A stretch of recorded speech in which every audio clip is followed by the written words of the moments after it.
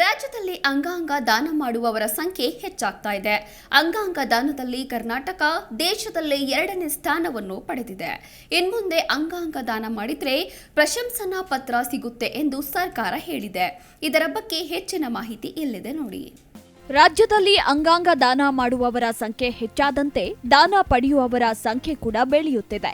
ಸದ್ಯ 8,036 ಜನರು ವಿವಿಧ ಅಂಗಾಂಗಕ್ಕಾಗಿ ಕಾಯುತ್ತಿದ್ದಾರೆ. ಅಂಗಾಂಗ ದಾನದಲ್ಲಿ ಕರ್ನಾಟಕ ಮುಂಚೂಣಿಯಲ್ಲಿದ್ದು ದೇಶದಲ್ಲಿಯೇ 2ನೇ ಸ್ಥಾನದಲ್ಲಿದೆ. ಮೊದಲ ಸ್ಥಾನದಲ್ಲಿ ತೆಲಂಗಾಣ ಇದೆ. ಆದರೆ ಅಂಗಾಂಗ ದಾನಿಗಳ ಸಂಖ್ಯೆ ಇನ್ನಷ್ಟು ಹೆಚ್ಚಾಗಬೇಕಾಗಿದೆ.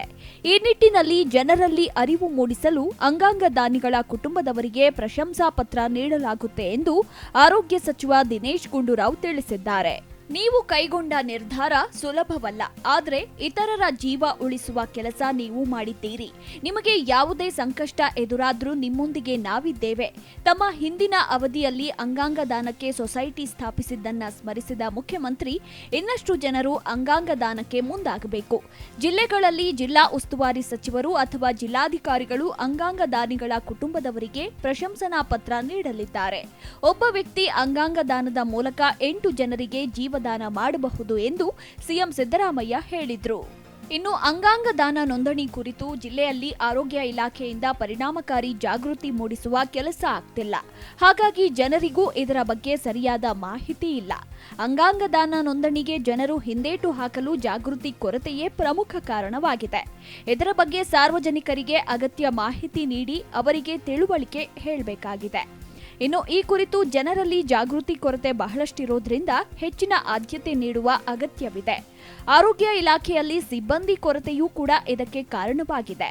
ಮಾನವ ಅಂಗಗಳ ಕಸಿ ಕಾಯ್ದೆ ಸ್ಮರಣಾರ್ಥ ದಿನಾಚರಣೆ 1994ರ ಜುಲೈ 8ರಂದು ಮಾನವ ಅಂಗಗಳ ಕಸಿ ಕಾಯ್ದೆಯನ್ನ ಜಾರಿಗೊಳಿಸಲಾಯಿತು. ಇನ್ನು ಆಗಸ್ಟ್ 3ರಂದು ದೇಶದಲ್ಲಿ ಮೊದಲ ಬಾರಿಗೆ ನಡೆದ ಮರಣ ನಂತರ ಅಂಗದಾನ ಹಾಗೂ ಹೃದಯ ಕಸಿ ಚಿಕಿತ್ಸೆಯ ಜ್ಞಾಪಕಾರ್ಥವಾಗಿ ವಿಶ್ವ ಅಂಗಾಂಗ ದಿನ ಆಚರಣೆ ಜಾರಿಗೆ ಬಂದಿದೆ. ಅಂಗಾಂಗ ದಾನ ಎಂದರೇನು?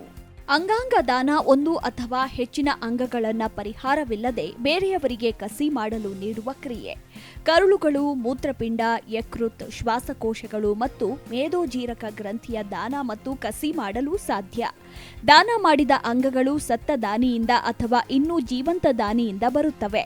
ಜೀವಂತ ದಾನಿಗಳು ಮೂತ್ರಪಿಂಡ, ಕರುಳಿನ ಭಾಗ, ಯಕೃತ್ತಿನ ಭಾಗ, ಶ್ವಾಸಕೋಶದ ಭಾಗ ಅಥವಾ ಮೇದೋಜೀರಕ ಗ್ರಂಥಿಯ ಭಾಗವನ್ನ ದಾನ ಮಾಡಬಹುದು. ಇನ್ನು ಮೃತ ದಾನಿಗಳನ್ನ ಮೆದುಳಿನ ಸಾವಿನ ನಂತರ ದಾನ ಅಥವಾ ಹೃದಯ ಸಾವಿನ ನಂತರ ದಾನ ಮಾಡುವವರು ಎಂದು ವರ್ಗೀಕರಿಸಲಾಗಿದೆ.